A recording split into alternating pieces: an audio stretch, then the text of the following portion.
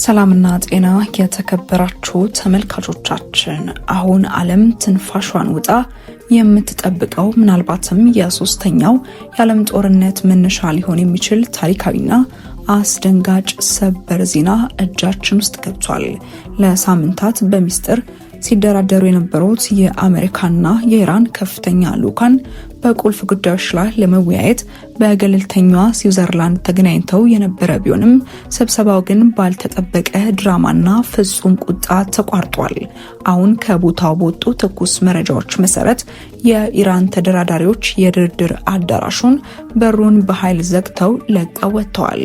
ይህ ብቻም አይደለም። የኢራን ልዑካን ቡድን ከአሜሪካውያን ጋር በአንድ አዳራሽ ውስጥ አንቀመጥም፣ የጋራ ፎቶም አንነሳም በማለት ዲፕሎማሲያዊ ፕሮቶኮሉን ሙሉ በሙሉ ጥሰውታል። በዓለም አቀፍ ዲፕሎማሲ ልምድ ውስጥ የጋራ ፎቶ አለመነሳት ማለት ውይይቱ ሙሉ በሙሉ መክሸፉን፣ ቀጣይነት እንደሌለውና በሀገራቱ መካከል ያለው ጥላቻ የመጨረሻ ፍጥጫ ላይ መድረሱን ማረጋገጫ ነው። ለመሆኑ በዚህ ዝግ በር ጀርባ ምን ተፈጠረ? የኢራንን ዲፕሎማቶች የደም ስር እንዲወጠርና አዳራሹን ረግጠው እንዲወጡ ያደረጋቸው የአሜሪካ ቃላት ምን ነበር?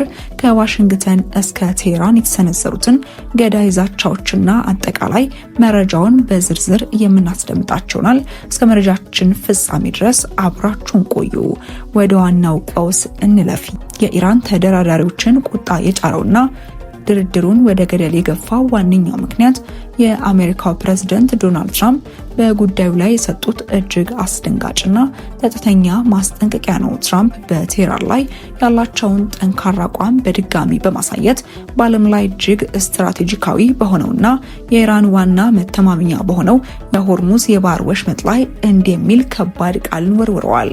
ኢራኖች ሆርሙዝን ለመዝጋት ከሞከራችሁ ከእንግዲህ ሀገር የሚባል ነገር አይኖራችሁም፣ የሆርሙዝን ወሽመጥ በኃይል እንወስደዋለን ሲሉ ትራምፕ እጅግ አስደንጋጭና የኢራን ዲፕሎማቶችን ያስቆጣ ንግግር ተናግረዋል። የንግግር ለምን የኢራንን ቁጣ ቀሰቀሰው? የሆርሙዝ ወሽመጥ ማለት በዓለም ላይ ከሚንቀሳቀሰው የባህር ላይ ነዳጅ ውስጥ 20 በመቶ የሚጠጋው የሚያልፍበት የዓለም ኢኮኖሚ የደም ስር ነው። ኢራን ይህንን መስመር እንደ ትልቅ ወታደራዊ መደራደሪያ እና ማነቆ ነው የምታየው። ትራምፕ በኃይል እንወስደዋለን ማለታቸው ለቴህራን ቀጥተኛ የጦርነት አዋጅና ሉዓላዊነትን የመጣስ እርምጃ ተደርጎ ተወስዷል። ይህንን ተከትሎ የኢራን እስላማዊ አብዮታዊ ዘበኛ የባህር ኃይል ክፍሎች በወሽመጡ ዙሪያም ፈጣን የውጊያ ጀልባዎችና የባህር ውስጥ ፈንጂዎችን እያዘጋጁ መሆኑም ተሰምቷል። በአንጻሩ በባህሬን የሚገኘው የአሜሪካ 5ኛ የባህር ኃይል እዝ እናም የጦር መርከቦች ወደ ሆርሙዝ መግቢያ አካባቢ ጥበቃቸውን አጥብቀዋል። አሜሪካ የዓለምን የነዳጅ ዋጋ ለማረጋጋት በሚልም የባህር ኃይሏን ወደ ቀጠናው ካስጠጋች ፍጥጫው ወደ ማይመለስበት ከባድ ወታደራዊ ግጭት ሊያመራ እንደሚችል የፖለቲካ ተንታኞችም እየገለጹ ይገኛሉ። ጉዳዩ በፕሬዝዳንት ትራምፕ ንግግር ብቻ አላበቃም። ሁኔታውን ይበልጥ ያወሳሰበውና የዓለምን ስጋት የጨመረው የአሜሪካ መከላከያ ሚኒስቴር ወይም ፔንታጎን ድርድሩ በተቋረጠበት ሰዓት ያወጣው ይፋዊ መግለጫ ነው። ፔንታጎን ያወጣው መግለጫ ምንም አይነት ዲፕሎማሲያዊ ዲኮርም ወይም ጨዋነት ያልታየበት ቀጥተኛና ግልጽ ወታደራዊ ዛቻ ነበር። መከላከያ ሚኒስተሩ እንዲህ ብለዋል። እናንተ በሊባኖስ ያለውን ሄዝቦላን በገንዘብና በጦር መሳሪያ እያስታጠቃችሁ እስራኤልን ስታጠቁ እኛ ደግሞ ዝም ብለን አንመለከትም፣ በቀጥታ በቦምብ ኢራንን እንደበድባለን። ይህ መግለጫ በአሜሪካ የውጭ ጉዳይ ፖሊሲ ላይ ትልቅ ለውጥ ማምጣቱን ያሳያል። ቀደም ሲል አሜሪካ በሱፐር ፓወርነቷ በውክልና ጦርነት አማካኝነት ነበር የምትዋጋው። አሁን ግን ፔንታጎን ቀጥታ ኢራንን በቦምብ እንደበድባለን ማለቱ ዋሽንግተን የቴህራንን መከላከያ መሰረተ ልማቶች፣ የኒውክሌር ማዕከላትና ወታደራዊ ይዞታዎችን በቀጥታ ኢላማ ለማድረግ መቁረጧን ያሳያል። በደህንነት ምንጮች መረጃ መሰረት አሜሪካ በኢራን ውስጥ የሚገኙ እንደ ናታንዝ ያሉ የኒውክሌር ማበልጸጊያ ጣቢያዎችና የባለስቲክ ሚሳኤል ማከማቻዎችን ያካተተ የጥቃት ኢላማ ዝርዝር አዘጋጅታለች። እስራኤልና ሄዝቦላ የሚያደርጉት ጦርነት አሁን በይፋ በአሜሪካና በኢራን መካከል በሚደረግ ቀጥተኛና አስፈሪ የሀያላን ፍልሚያ እየተቀየረ ለመሆኑ የፔንታጎን መግለጫ ህያው ምስክር ነው።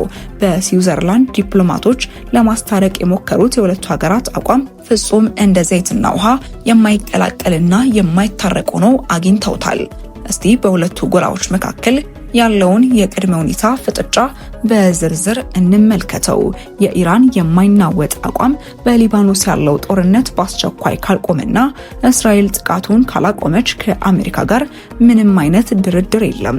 የአሜሪካና የዶናልድ ትራምፕ ምላሽ ደግሞ ኢራን ለሄዝቦላ የምታደርገውን የገንዘብ የባሊስቲክ ሚሳይልና የቴክኖሎጂ ድጋፍ በአስቸኳይ ማቆም አለባት። ኢራን በሌላኛው በማይናወጥ አቋሟ ሄዝቦላ የጽናት ግንባር ዋና አካል በመሆኑ እሱን አሳልፎ መስጠት የራሷን ደህንነት አደጋ ላይ መጣል ነው። አሜሪካ ደግሞ ለዚህ ምላሽ ስትሰጥ ይህ የጦር መሳሪያ ድጋፍ በአስቸኳይ ካልቆመ እኛ ድርድሩን ሙሉ በሙሉ አቁመን ኢራንን በቦምብ እናጠፋለን። አንዱ ጦርነት ይቆም ይላል፣ ሌላው ደግሞ ድጋፉ ይቆም ይላል። ሁለቱም ወገኖች ለአንድ ኢንች እንኳን ፈቀቅ ለማለት ፈቃደኛ አይደሉም። ይህ ማለት ዲፕሎማሲው ሙሉ በሙሉ አክትሞለታል። ቀጣዩ ምዕራፍ የጦር መሳሪያዎችን የሚነጋገሩበት የመስክ ፍልሚያ ብቻ ሊሆንም ይችላል። የተከበራችሁ ተመልካቾቻችን የዛሬው የስዊዘርላንዱ ክስተት ተራ የዲፕሎማቶች መኳረፍ ብቻ አይደለም። ይህ የዓለምን የፖለቲካ ምህዳር ለዘላለም ሊቀየር የሚችል ትልቅ ታሪካዊ ክስተት ነው። ድራማዊ የድርድር መቋረጥ የዓለም አቀፉን ማህበረሰብ በከፍተኛ ሁኔታ አስግቷል።